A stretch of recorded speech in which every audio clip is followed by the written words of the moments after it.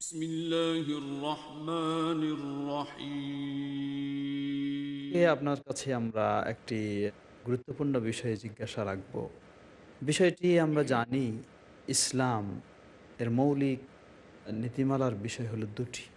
একটি হলো কোরআনুল কারীম, তার সাথে আরেকটি হচ্ছে সুন্নাতুর রাসূল সাল্লাল্লাহু আলাইহি সাল্লাল্লাহু আলাইহি ওয়াসাল্লাম। ওয়াসাল্লাম।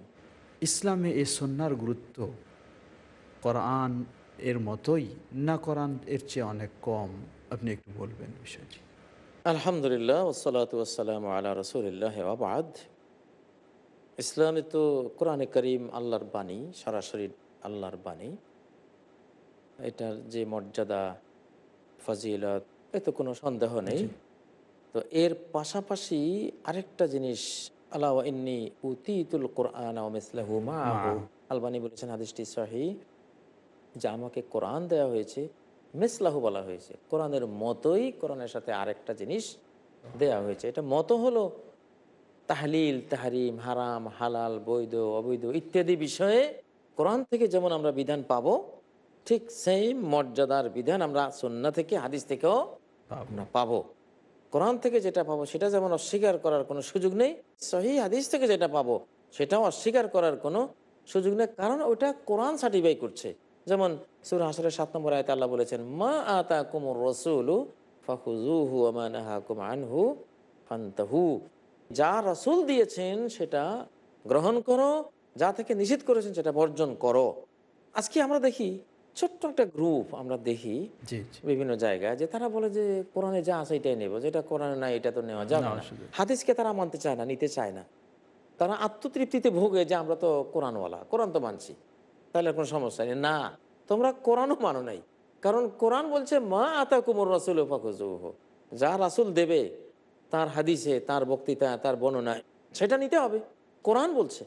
তাহলে যে ব্যক্তি হাদিস নিল না, সে কোরআনের এই আয়াতকে অস্বীকার করলো। কোরআন নেই নিষেধ। সে না কোরআনওয়ালা হলো, না সে জি, হাদিসওয়ালা হলো, জি। সর্বহারা, সে দুইটাই হারালো। সর্বহারা। দুইটাই হারালো সে। ইবনে মাসউদ রাদিয়াল্লাহু তাআলা আনহুর একটি হাদিস সহিহ বুখারীতে এসেছে।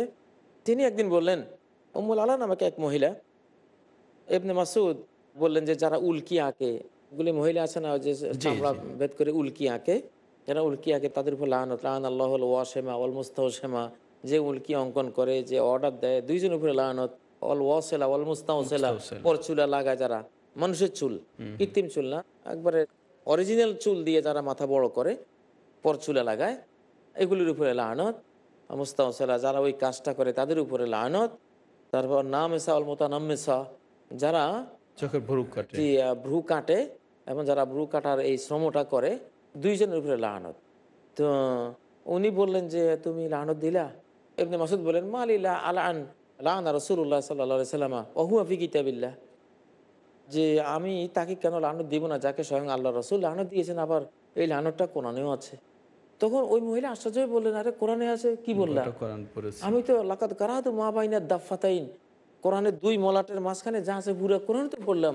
কোরআনে এই ভ্রু যে কাটে তাকে লানত, তারপর উল্কি আঁকনে ওয়ালিকে লানত, তারপরে এই জাতীয় লানতের তো কোনো আয়াত আমি পেলাম না। ইবনে মাসউদ বললেন, লাইন কুনতে করাতি হে লাকাদ ওয়াজাতি হে, তুমি যদি এটা পড়ে থাকো অবশ্যই পেয়েছো। সে বলল, কি বলো তুমি? আমি সারা কোরআন পড়ি, কই তো আমি তো পাইলাম না। উনি বললেন, এটা পড়ো নাই, মা আতাকুমুর রাসূলু ফাখুযুহু ওয়া মা নাহাকুম আনহু ফান্তাহু। এটা পড়ছো যে রাসূল যা নিষেধ করেছেন ওটা বাদ দিতে হবে, এটা কোরআনের অর্ডার। তাহলে রাসূল বলেছেন ভ্রু প্লাক করা যাবে না, তারপরে উল্কিয়া অঙ্কন করা যাবে না, পরচুলে লাগানো যাবে না, উনি নিষেধ করেছেন। তো কোরআন বলছে রাসূলের নিষেধ মানতে হবে, তাহলে এটা কোরআনেরই কথা তো হয়ে গেল। তখনই ও মহিলা বুঝছেন যে ঠিকই তো কথা, আসলে যেটা হাদিসে আছে এটা কোরআনেই আছে, আমরা ধরে নেব। কোরআন তো শাহের কালাম, রাজা ধীরাজের বাণী। খুচরা খুচরা বিষয়গুলি উনি রেফার করে দেন, যেটা আমার রাসূল থেকে বিস্তারিত জেনে না, মূলটা কোরআনে আছে, বিস্তারিতটা হাদিসের মধ্যে এসছে। তো ওরা তো কোরআনেই বলছে যে এটা আমারই জিনিস।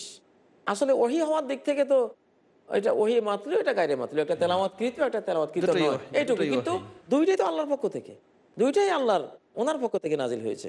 এখানে এটাকে দুই বলে বিশ্বাস করলে দুইটাকে হারানো। আর আসলে আসলে হাদিস যদি না মানা হয় তাহলে কি কোরআন দিয়ে সালাত আদায় করা সম্ভব? কেমনে? যাকাত এটা আদায় করা আহাম্মক, সম্ভব? যারা বলে আমরা কোরআনওয়ালা, আমরা হাদিস মানি না, এরা বেকুব, নাদান, আহাম্মক। এই নাদানকে যদি প্রশ্ন করি, জোহর কয় রাকাত কোরআন থেকে বাইর করো, পারবে?